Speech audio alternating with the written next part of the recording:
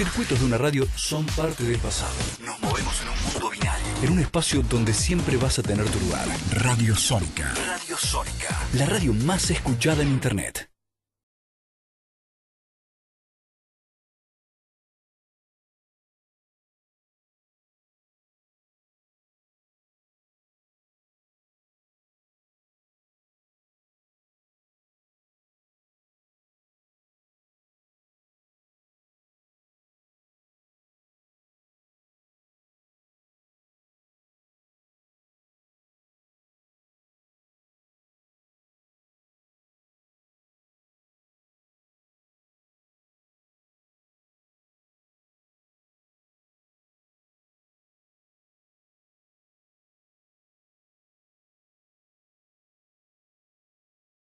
Buenas noches a todos, estamos en una nueva emisión de Luces y Sombras de nuestra historia por Radio Sónica. Hoy tenemos una invitada de lujo que la va a presentar Marilina Juárez. Estamos también aquí con Javier Garín, Pepe Muñoz Aspiri, quien les habla, Daniel Mojica, y nuestra invitada. Nuestra invitada de hoy es una militante histórica del peronismo, se llama Kelly Olmos.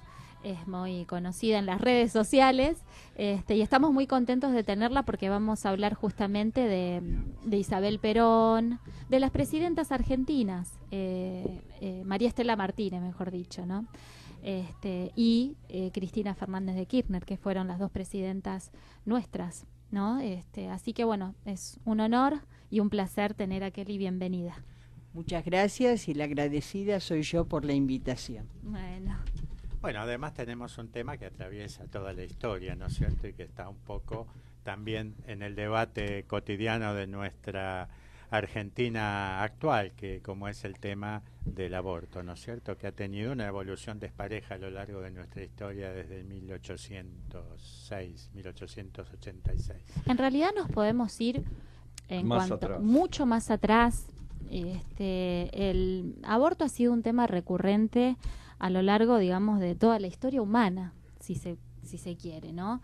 Ya en la Edad Antigua se pueden rastrear debates en cuanto al aborto y de grandes filósofos como Platón y Aristóteles han hablado y han expuesto sus ideas y que han tenido un gran impacto, sobre todo en la Edad Media y en la Edad Moderna, ¿no? Pero el aborto es un tema que se puede hacer tranquilamente un recorrido histórico, porque, por ejemplo, tenemos en la Grecia antigua o en la Grecia clásica, era utilizado justamente para regular el tamaño de la población, ¿sí?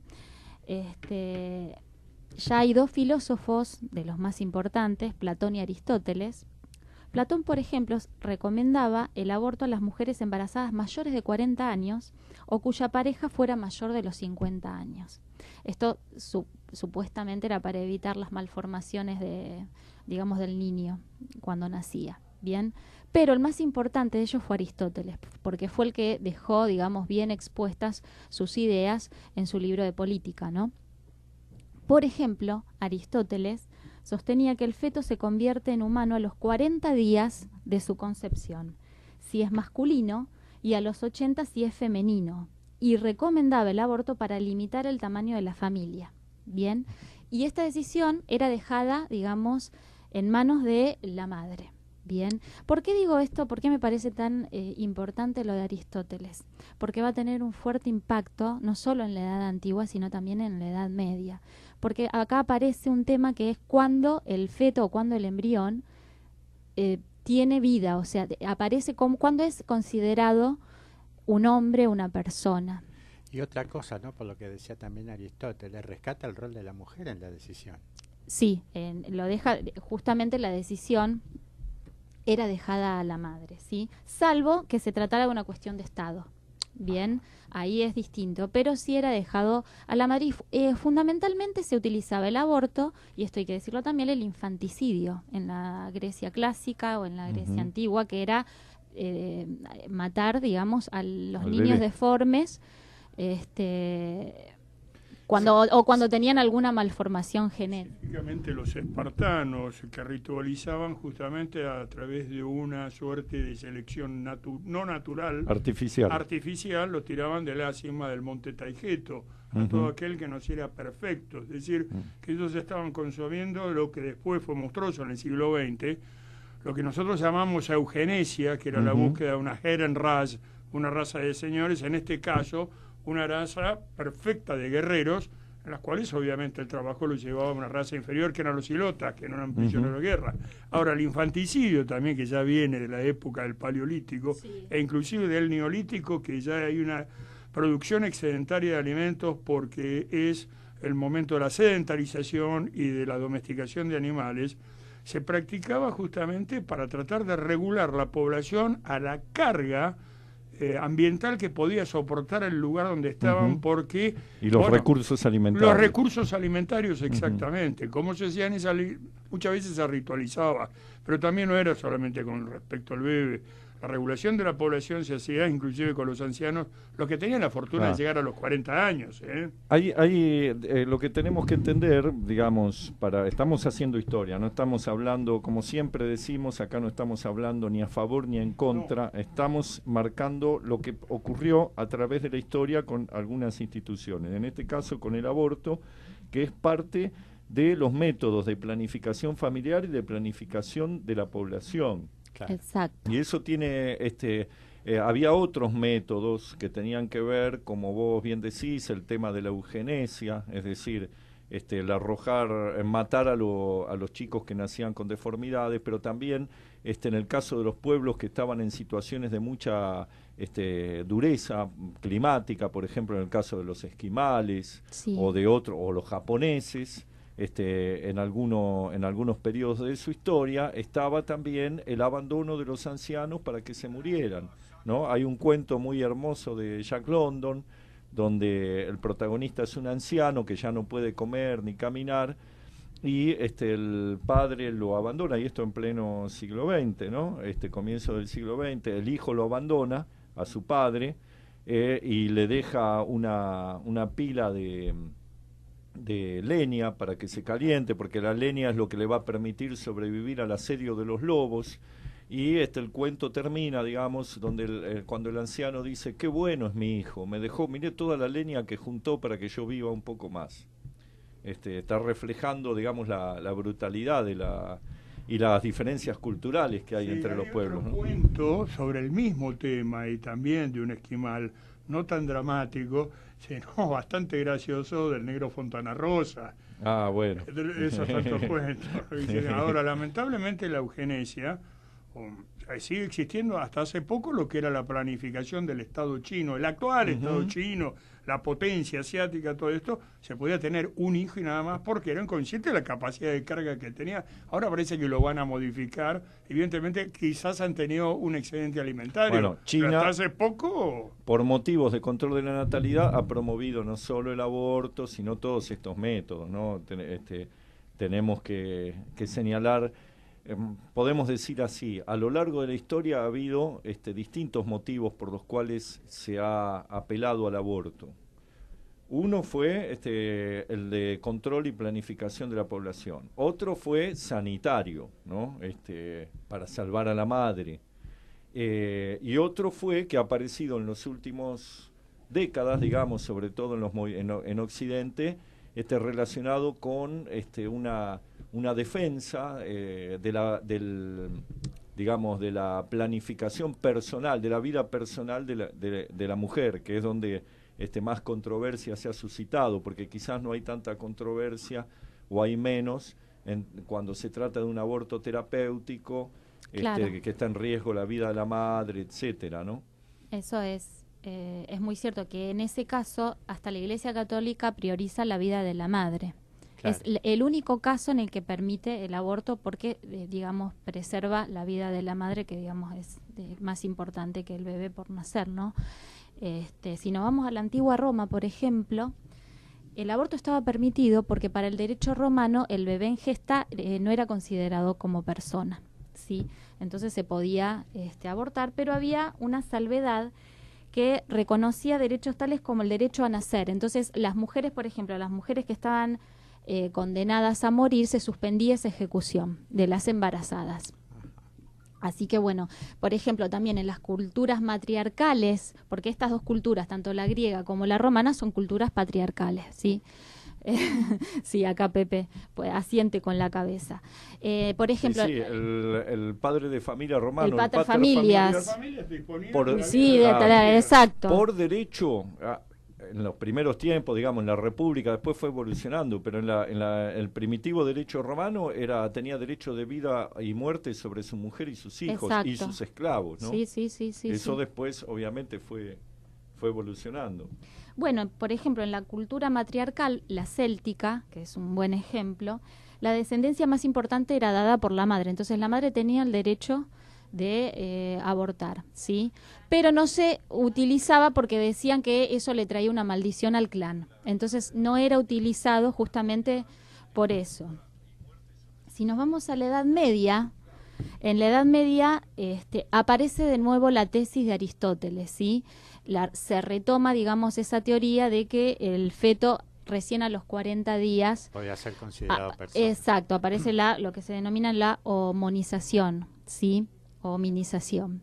Entonces, el aborto y el infanticidio eran prácticas comunes durante la Edad Media, donde todo cambia y empieza a haber esta idea de ilegalidad, digamos, del aborto, es el siglo XVII. Ya estamos en la Edad Moderna, ¿sí? Y ni que hablar con la Revolución Francesa, donde el bebé por nacer es considerado un ciudadano con derechos. Entonces ahí también aparece, digamos, esta carga punitiva en la mujer que desea. Exacto. La Iglesia Católica ha tenido siempre una postura muy definida y que no ha cambiado, digamos, desde sus inicios hasta ahora, que es que el feto tiene vida a partir del momento de la concepción. Por eso defiende, digamos, y yo creo que uno puede estar a favor, uno puede estar en contra, pero ha sido coherente a lo largo de la historia, ¿no? Esa postura, porque no la ha cambiado hasta ahora, ¿no? Bueno, a partir de la edad contemporánea ya tenemos esta cuestión de la, digamos, de la punibilidad del aborto, ¿no? El primer país en 1920 en hacer legal el aborto fue la Unión Soviética, ¿sí?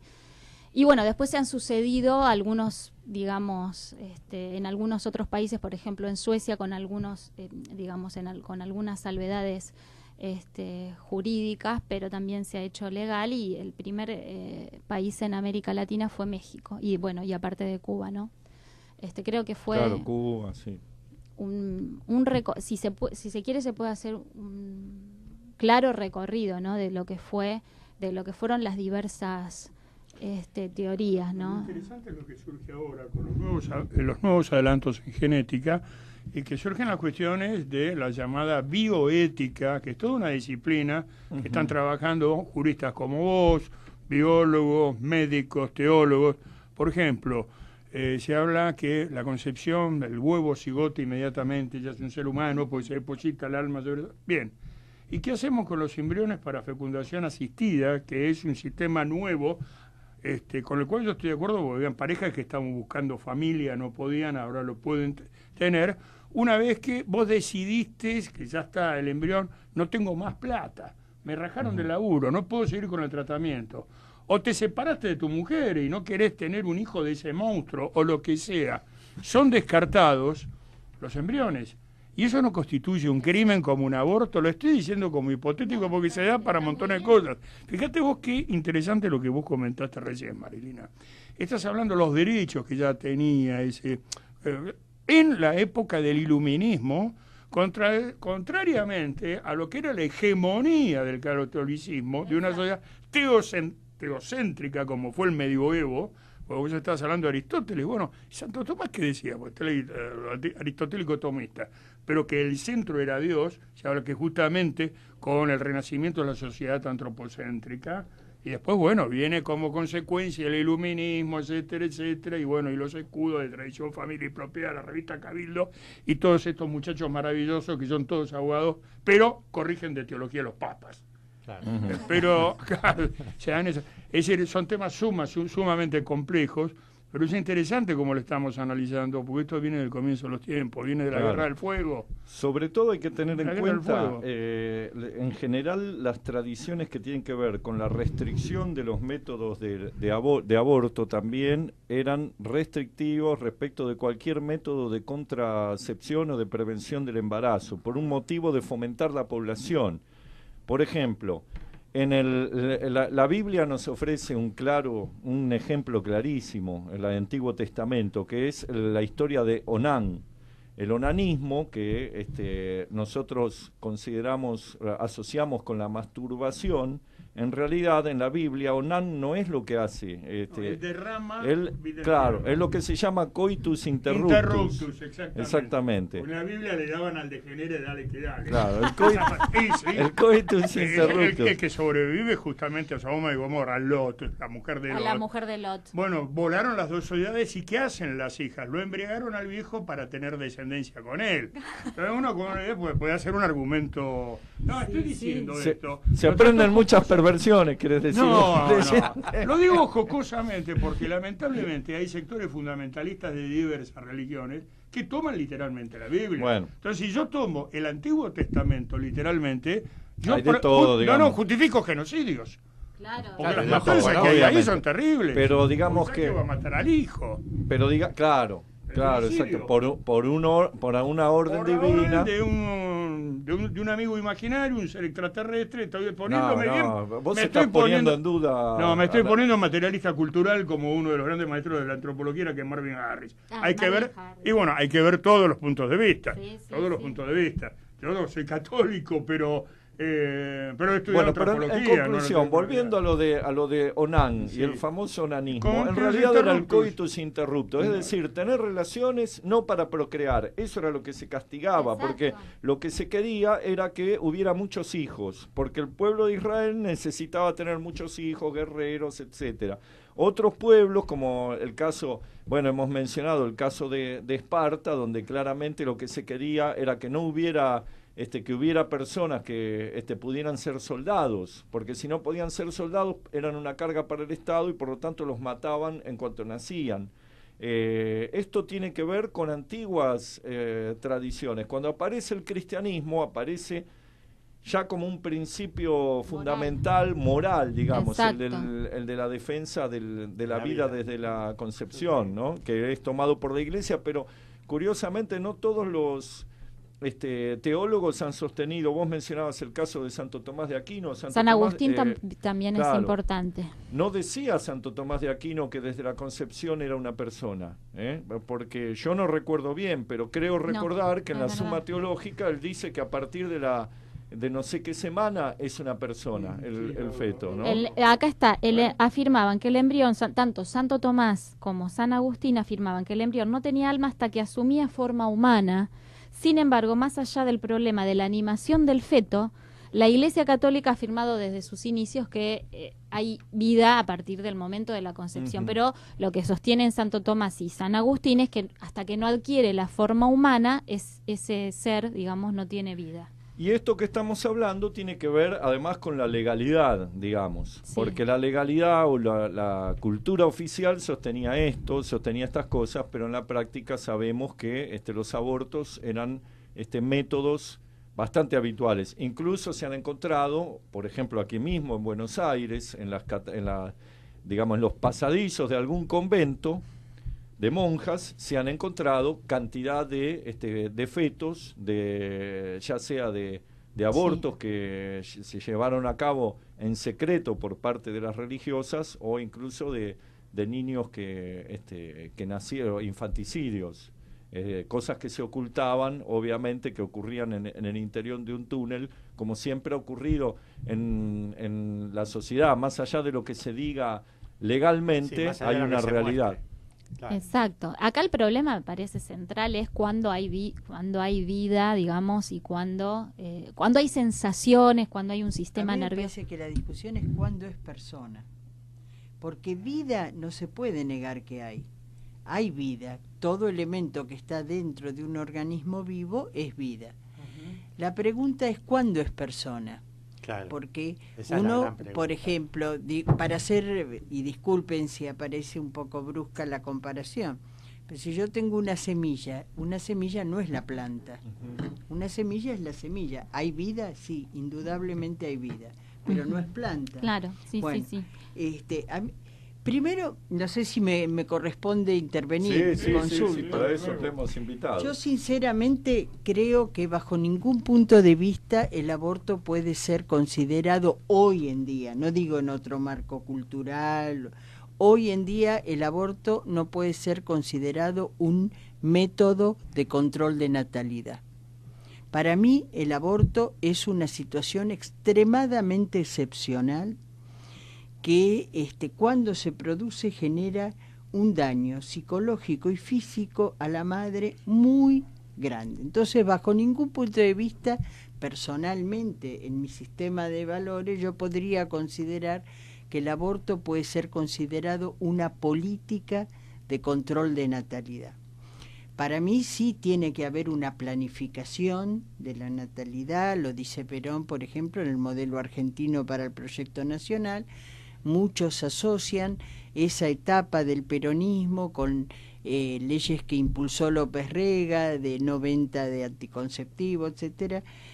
Yo no quisiera entrar en esa polémica, pero sí decir que en el modelo argentino Perón habla de la planificación de la población, que tiene que ver con la disponibilidad de alimentos, etcétera.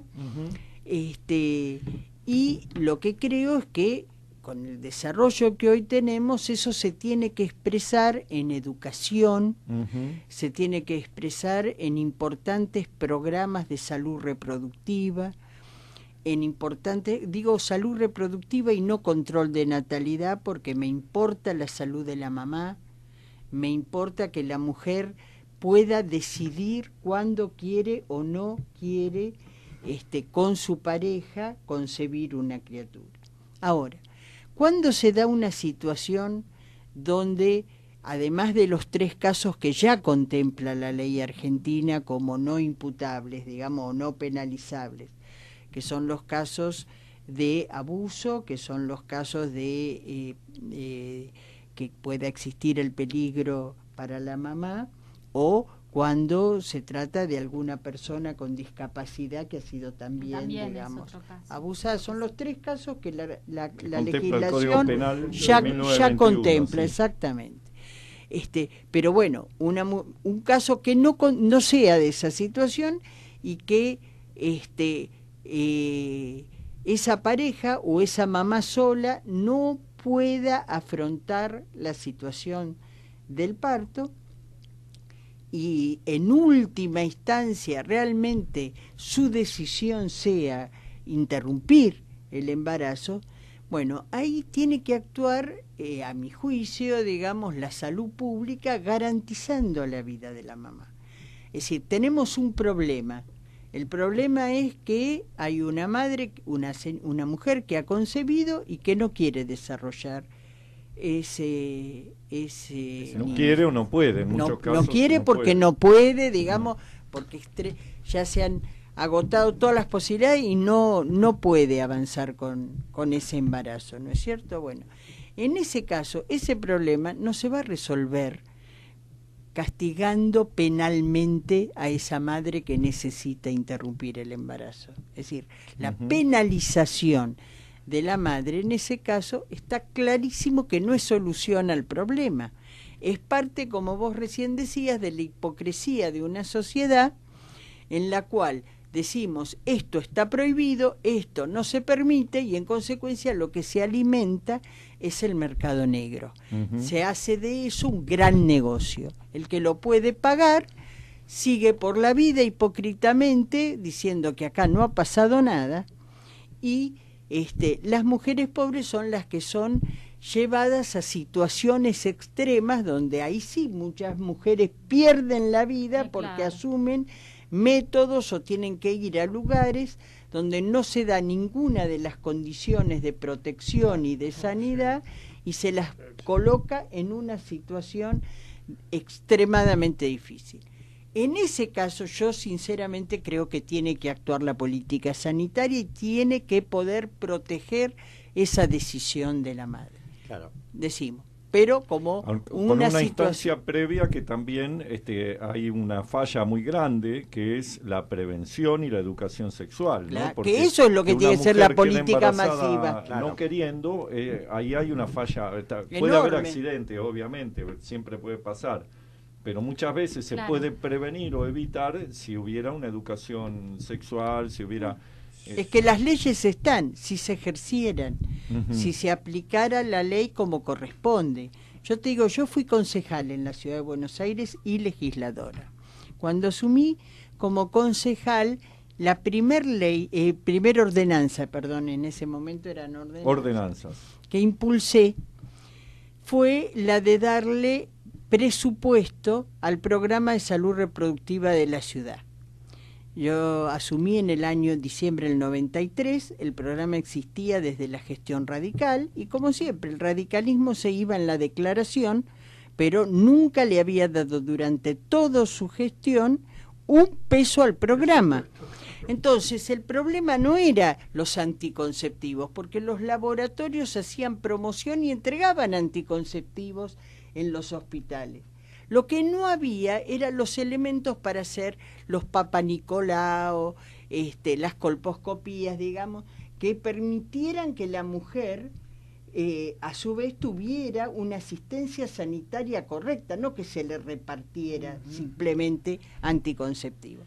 Entonces, como yo asumí, soy economista, y entonces pude obtener la presidencia de la Comisión de Presupuesto y Hacienda, y no me pusieron en la de mujer, niño y claro, sino que asumí la presidencia de Presupuesto y Hacienda. Claro, porque eso en los cuerpos colegiados, por lo menos hasta hace poco, nos ponen en una baldosita. Cada vez que asumía una mujer le daban, vaya a niñez, adolescencia, claro. Pero a mí me tuvieron que dar, porque lo peleé, la presidencia de Presupuesto y Hacienda. Entonces, lo primero que yo vi es que no tenía,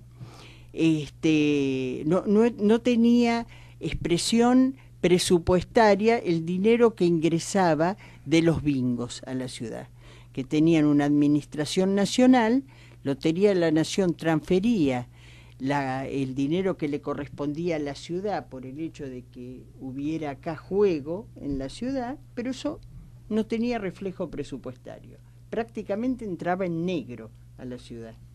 Entonces, como presidente de presupuesto, yo hice una ordenanza promoviendo que esa plata del bingo ingresara y tuviera reflejo presupuestario. Y ya que estaba, y como soy mujer, dije, el primer $1.000.000, que en ese momento era $1.000.000, claro, que ingresaran por este concepto, tienen por objeto ir al programa, a financiar el programa de salud reproductiva de la ciudad de Buenos Aires. Por eso es tan importante el rol del Estado.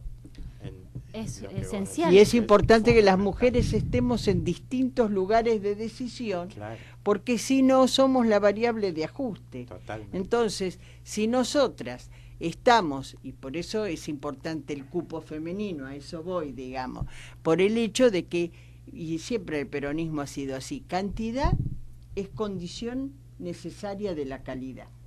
Si somos muchas y estamos en distintos lugares de decisión, es posible que los temas que no son prioridad cuando los cuerpos están constituidos solo por varones, pasen a tener algún grado de prioridad, como se logró en todos estos años, por ejemplo, que la temática de la violencia familiar y de la violencia de género dejara de ser considerada solo una cosa privada, un problema estrictamente privado, y pasara a ser un tema de política pública incorporado al Código Penal, con agravantes de pena, etcétera. Y la verdad que creo que hemos avanzado muchísimo, aunque falta, por supuesto, muchísimo desde la más. Histórica ley de cupo hasta ahora, ¿no? Claro, pero quiero decir que esa ley de cupo, la presencia importante número de las mujeres en los lugares legislativos, ha hecho modificaciones cualitativas muy importantes, y menciono esta ¿Por qué cuando salimos con el ni una menos, etcétera? Y con mucha resistencia. Yo hace poquito me tocó participar en discusiones de comisión en el Senado bonaerense, que se discutió la paridad, ya no el cupo, sino la paridad en la representación, y nadie se oponía abiertamente, pero había que ver las caras de algunos legisladores, ¿no? Buscan excusas para no tener que votar. Tenemos que ir a un pequeño corte. Queda mal ahora decir que están en contra, en otra época lo decían abiertamente, ahora queda mal, pero buscan chicanas o mecanismos. Vamos a un pequeño corte, escuchamos un tema musical y volvemos con esta charla que se ha puesto muy, muy interesante acerca del rol de la mujer en las decisiones políticas de un Estado.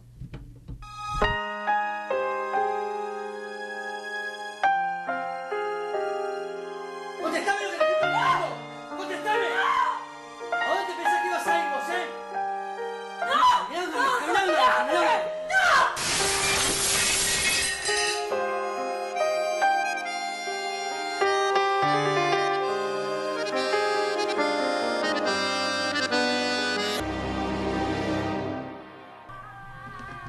Bueno, acabamos de escuchar a Ángela Leiva como si nos hubiéramos puesto de acuerdo con Kelly Olmos, ni una menos.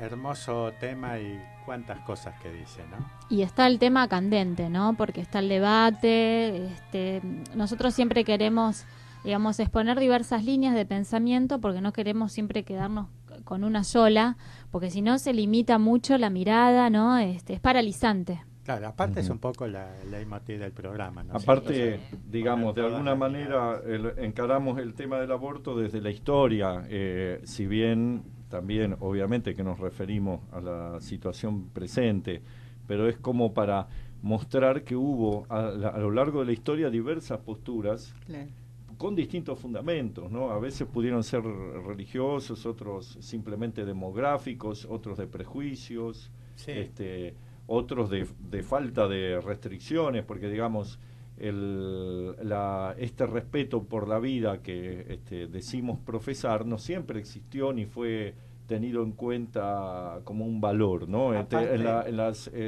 antigüedad clásica, las civilizaciones grecolatinas, la vida era una circunstancia que podía defenderse o no según el caso, ¿no? Seguro. Bueno, inclusive la posición histórica de la Iglesia, ¿no es cierto? O sea, en defensa de la vida, en contra del aborto, y si tenemos las cruzadas y tenemos un montón de ejemplos, digamos, donde de contradicciones, no era respetada las contradicciones. Pero hoy, por ejemplo, que estuvimos leyendo la declaración de los curas villeros, cuando ellos hablan también del derecho a la vida, digamos, y la necesidad de hacer más hincapié en la vida, es por esto que yo, por lo menos yo lo interpreto humildemente, ¿no?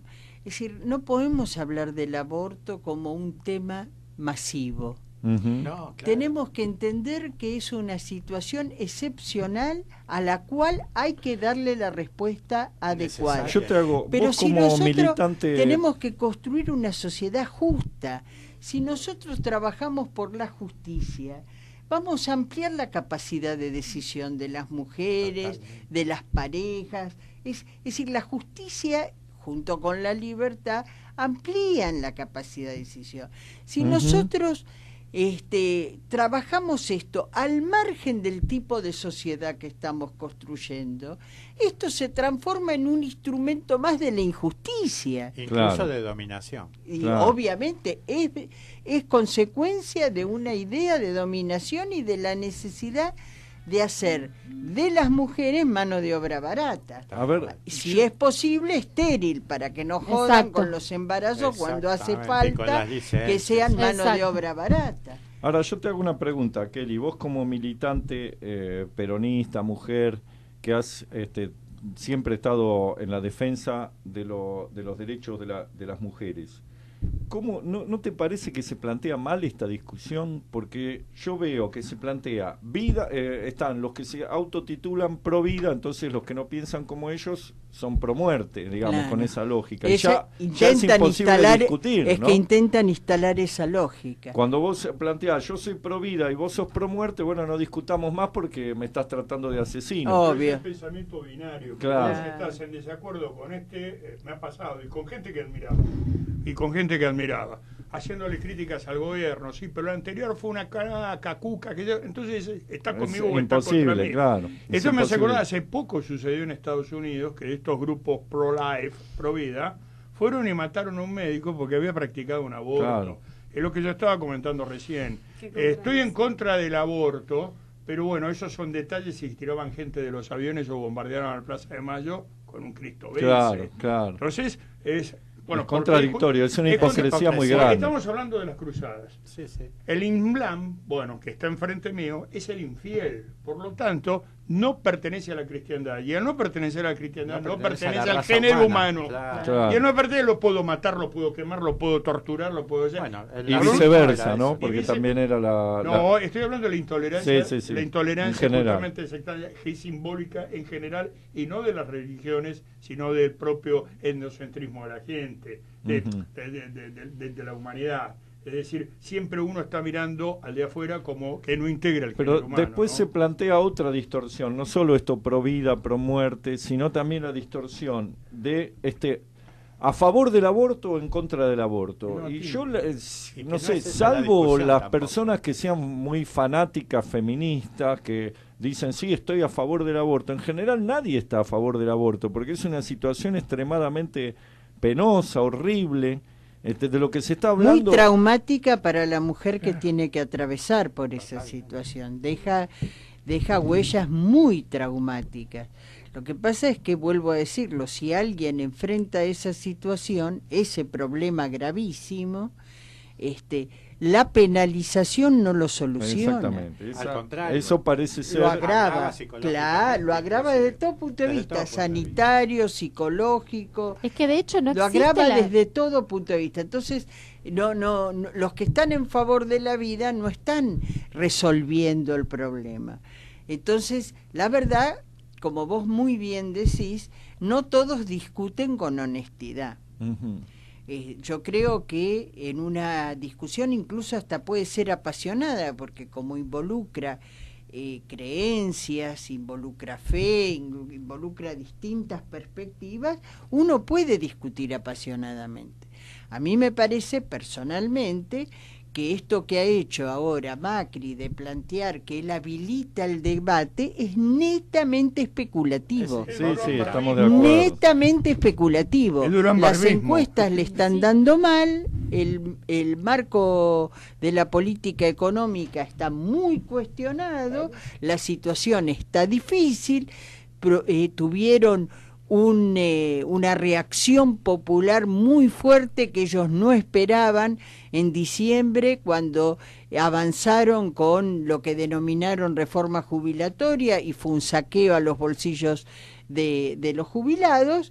Y entonces, bueno, a ver, busquemos un debate que distraiga, y mientras más absurdo esté planteado, más distracción. Pero esto no quiere decir, digamos, que el debate en sí sea inválido. No, al contrario. El debate es necesario y es muy válido. Estamos hablando de la instrumentación de algo necesario. Yo coincido plenamente con la compañera que les vino como anillo al dedo, porque me causaba gracia ver muchachos que iban, jovencitos, ¿no?, con el pañuelo verde sí al aborto. Le digo, ¿por qué no te pones un pañuelo colorado que diga sí a la vasectomía? Porque es reversible también. No, lo estoy diciendo en serio, ¿eh?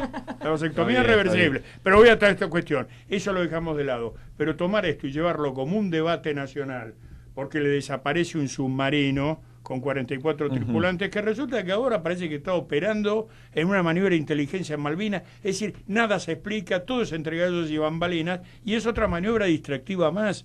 Ellos generan cortinas de humo absolutamente. Y lo que me da bronca, que por una cuestión especulativa de índole absolutamente electoralista y política, se está desvirtuando un debate que, como vos bien decís, compañera, es imprescindible y que hay que darlo. Hay que darlo y bueno, habrá que aprovechar esta coyuntura y tratar de darlo causarlo. del modo exactamente, causarlo, hacerlo lo más serio.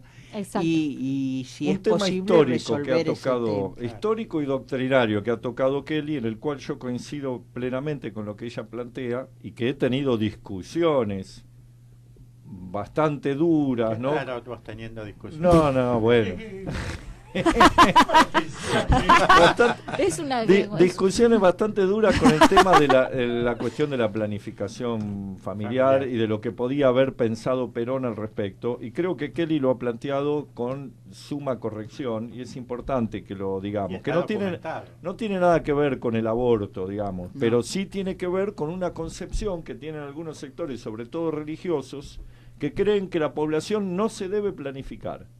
Creen que la humanidad se debe reproducir libremente. Y claro, pero la verdad es que cualquiera comprende que es un elemento más que debe ser planificado, sobre todo porque a esa población después hay que alimentarla, claro, hay que curarla, etc. Hay que educarla. Entonces Perón planteó, no solo en el modelo argentino, sino que planteó antes en la Carta Ambiental, la necesidad de la planificación y del control de la natalidad, pero eso no lo planteaba desde el punto de vista de promover el aborto, con el cual nunca se pronunció. No, porque volvemos a decir, para nosotros el aborto no es una política de control de natalidad, es un problema sanitario que hay que resolver como una situación extrema, no como política general de control de natalidad. Porque si fuera control de natalidad ni lo discutimos en Argentina, que es un país despoblado, ¿no? Pero bueno, Perón planteaba, si sigue este ritmo de crecimiento, en 300 años va a haber 1 metro cuadrado de superficie en el planeta por habitante. Él lo planteaba desde ese punto de vista del universalismo. Pero él también planteaba de una Argentina necesaria de más de 100 millones de habitantes. Sí. ¿Por qué? Exactamente. Porque necesitamos un mercado interno, porque tenemos un país completamente vacío, que está en serio riesgo la Patagonia. No vengo con plan Andinia ni cosas absolutamente conspirativas, pero verdaderamente lo que dicen lamentablemente los intrusos habitantes de Malvinas. ¿Para qué quieren las Malvinas si ustedes tienen toda la Patagonia vacía? Pero a su vez él venía del exilio, y él venía de estudiar seriamente las conclusiones del Club de Roma, los límites del crecimiento, en un momento que todavía no estaba dada la revolución verde de la superproducción. Incluso habló de la necesidad de que la humanidad llegara a una instancia en donde no hubiera crecimiento económico. Eso lo ha dicho. No solamente pero lo dijo él le responde al Club de Roma cuando manda su mensaje a los pueblos del mundo, a Naciones Unidas, con relación a este tema, porque él lo que dice es todo lo que acá ya se ha expuesto, pero dice, bueno, pero ahora los países desarrollados nos quieren decir a nosotros que no nos desarrollemos, que nosotros no nos desarrollemos. Claro. Entonces, y los que tienen que frenar su Claro, entonces él le dice al Club de Roma, sí, todas estas preocupaciones existen, pero nosotros tenemos derechos. Claro, y no derechos somos los al culpables. Desarrollo, claro. Ustedes generaron esta situación y ahora encuentran la solución diciendo castigando que los pobres que... no se desarrollen. No, esto no podemos resolverlo de este modo.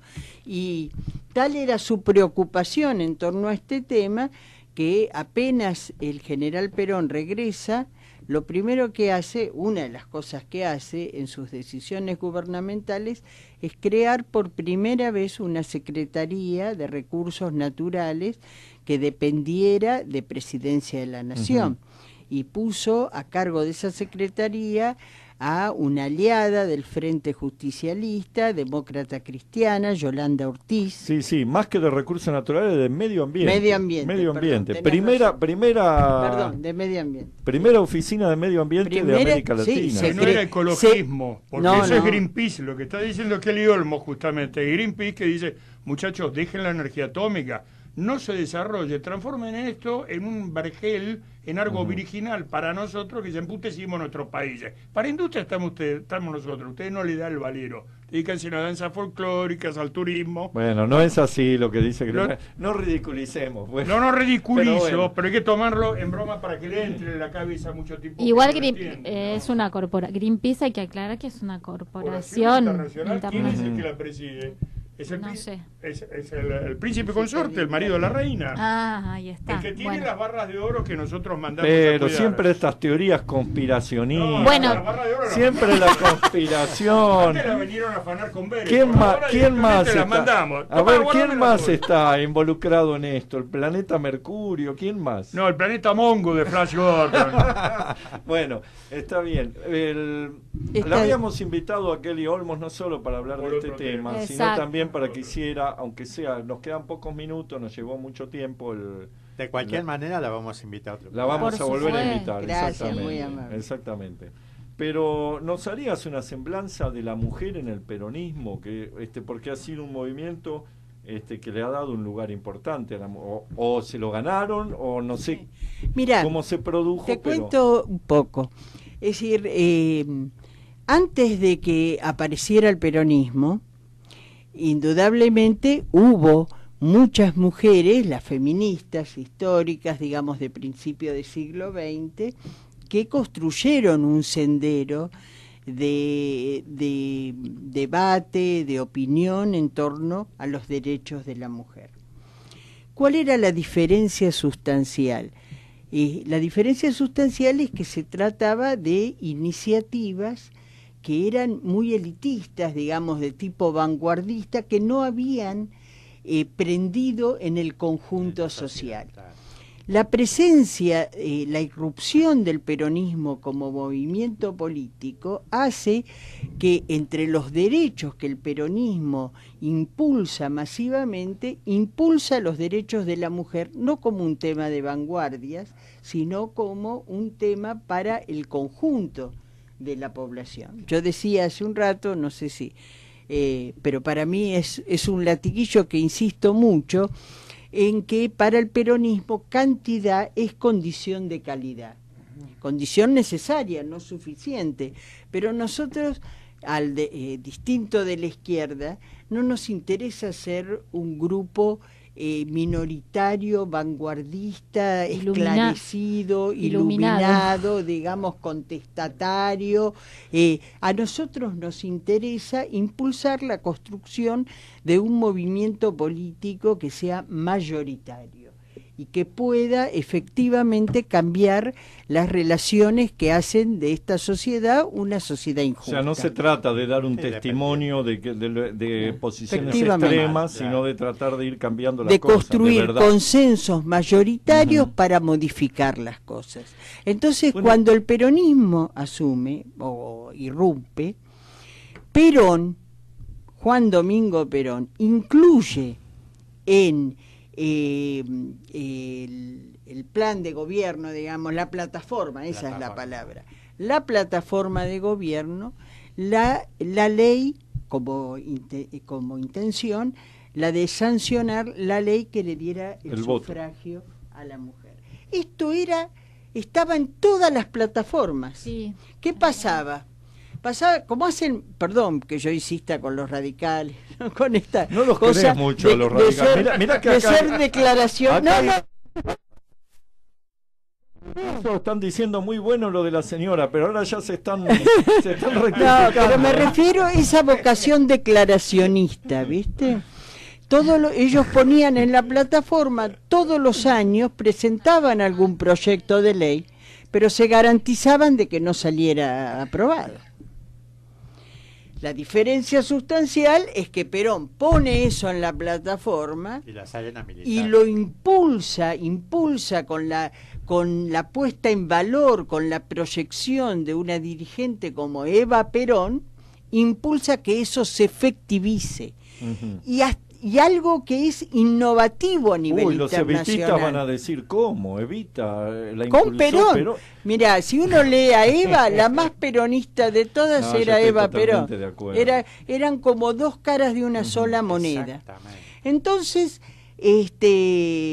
lo que hace el movimiento peronista a través de Perón y de Eva no es solo garantizar la aprobación de la ley, sino que simultáneo a la aprobación de la ley generan las condiciones para que la mujer no solo vote, sino sea votada.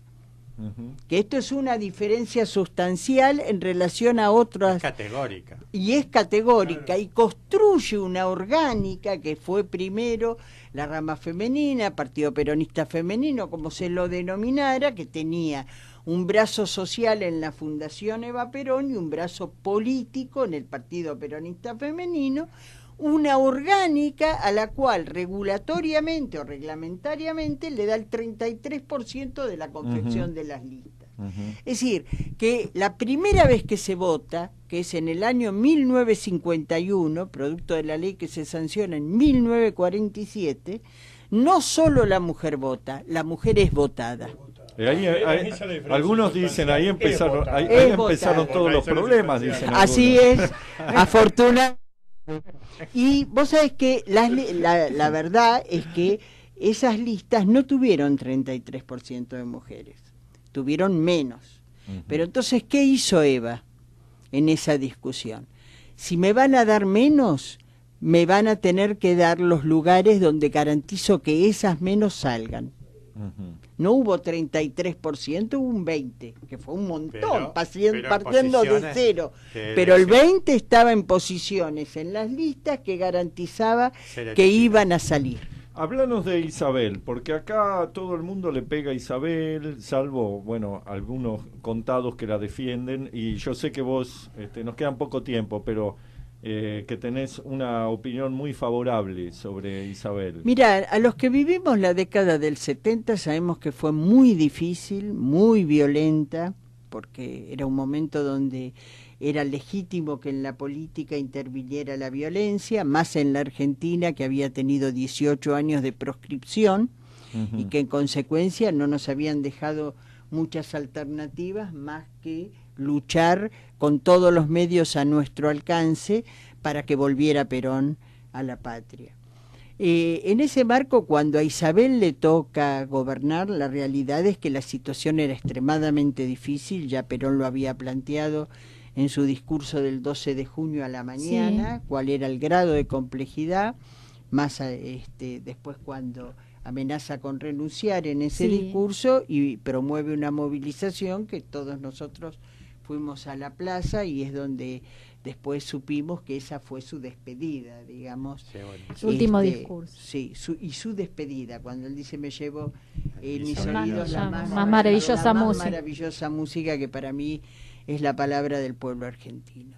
Entonces, la verdad que la situación... acá un radical se enojó. Me imagino. ¿Viste? Yo te dije. Pero déjame terminar lo de Isabel y después seguimos. Entonces, la verdad que la situación era extremadamente compleja, había una herencia de violencia muy fuerte y en ese marco, para mí, Isabel hizo muchas cosas muy positivas, no solo desde el punto de vista legislativo, como la sanción de la ley de contrato de trabajo, que sigue siendo hoy un ejemplo revolucionario y que todos los gobiernos liberales intentan recortar volver para atrás, etcétera. Mirá, y tiene tantos años después, sigue siendo realmente algo muy revolucionario, la nacionalización de las bocas de expendio, podríamos decir muchísimas cosas. Y después de eso, cuando los militares, la verdad, todo el tiempo, antes y después de que fuera el golpe del 24 de marzo, la verdad que generaron un acoso, una situación de imposición de sus crímenes, dejando más allá del Estado de Derecho, y trataron todo el tiempo de hacer que Isabel tuviera algún gesto que pudiera avergonzar al peronismo. Y la verdad la represión, y que avalara la represión o que renunciara incluso. Claro, es decir, nunca lo lograron.